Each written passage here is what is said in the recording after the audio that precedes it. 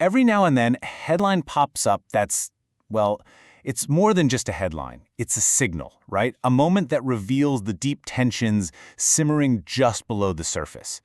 Today, we're diving into one of those moments. The sudden firing of a top government statistician and why it sent such huge shockwaves far beyond Washington. All right, so let's set the scene. The date is August 3rd, 2025, and suddenly this piece of news drops that has economists, politicians, you name it, everyone's head snapping to attention. A top federal official, the person in charge of some of our most critical economic data, has just been fired. Just gone. And the reason? Well, the accusation that came out of the White House, reportedly straight from President Trump himself, was an absolute bombshell. This wasn't some quiet disagreement over policy. Nope. The claim was outright sabotage, an assertion that the numbers themselves were being cooked to politically hurt his party. I mean, that just set the stage for a massive, massive firestorm. So, yeah, let's really get into this. In this first part, we're going to look at exactly who got fired and why her dismissal was such a big deal, why it's done so many people who live and breathe this stuff. Okay, so the person right in the middle of this whole thing is Erica McEntarfer. Now, this is really important. She's not your typical political appointee. As the commissioner for the Bureau of Labor Statistics, the BLS, she's a career economist, a highly respected one at that. Her entire job is to oversee the gathering of the most basic, fundamental data about the U.S. economy. And that role has historically been kept way, way outside of politics. So what could possibly set off such a crazy chain of events? Well, the spark that lit the fuse was something that happens every single month, but is incredibly important: the monthly jobs report. Now, here's the key thing to get about this report. The numbers weren't, a total disaster, but for the White House, they were definitely inconvenient. You had job growth that was just, kind of modest. You saw key sectors like manufacturing and retail looking weaker, and wage growth, it had basically stalled out. Now, most analysts looked at this and said, yeah, that makes sense with rising interest rates. But the White House, they saw something entirely. And from there, things just escalated fast. I mean, really fast. Friday morning, the report comes out. By the afternoon, the president is on social media accusing deep state operatives of deliberately deflating the numbers. And then, late that same night, a press release comes out. McEntarfer is fired. It was just boom, boom, boom.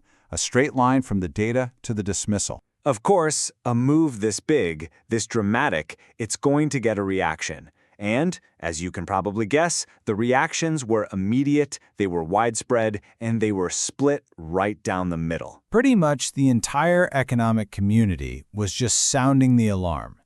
Professor Jeffrey Sachs, for one, did not pull any punches. He called it a full-blown assault. For experts like him, this wasn't about one person losing their job. No, this was about the very foundation of trust in the entire system we use to see if our economy is healthy or not. And then you have former Fed Chair Janet Yellen, who immediately connected the dots to your wallet. When she says something like this could spook investors, what does that actually mean? It means that if the global markets can't trust the basic numbers coming out of the U.S. government, they might get scared and pull their money out.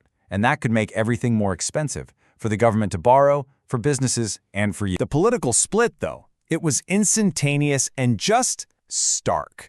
You had Democrats like Senator Elizabeth Warren basically calling it something you'd see in an authoritarian country. But on the Republican side, mostly public silence. What we heard, though, was that privately some were worried. Not so much about the principle of it, but more about, the optics and the danger of shaking up the markets. And hey, those worries about the market, they weren't just talk. The reaction was real and it was immediate. The US dollar dipped, and that feeling of nervousness among foreign investors, it definitely ticked up. Okay, so we've seen the political drama, right? We've seen the market reaction. But let's bring this home. Why should any of this matter to you personally outside of the news cycle? This is where we connect the dots from Washington, D.C., right to your daily life. The best way to think about it is like a chain of dominoes. First, you start chipping away at trust in government data. That makes markets nervous and unstable, which we just talked about. But then, that uncertainty bleeds into huge policy decisions.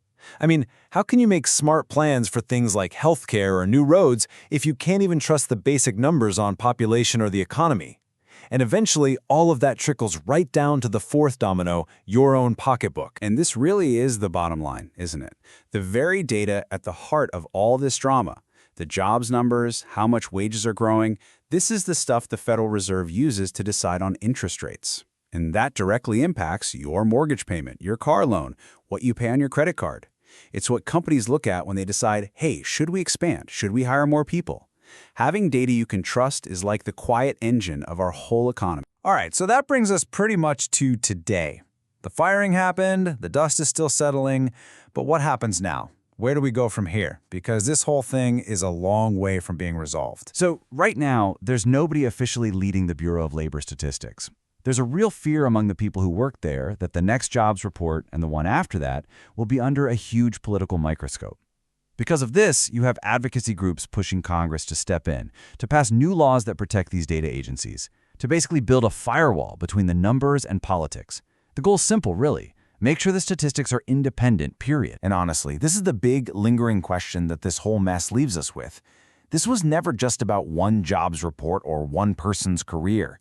It's about the very idea of having a shared reality, a set of objective facts we can all agree on. If we start questioning that, if we can't even agree on the basic numbers that tell us who we are as a country, what do we have left to build our future on? It's a huge question with no easy answers, and it really shows you what's at stake here. What do we have left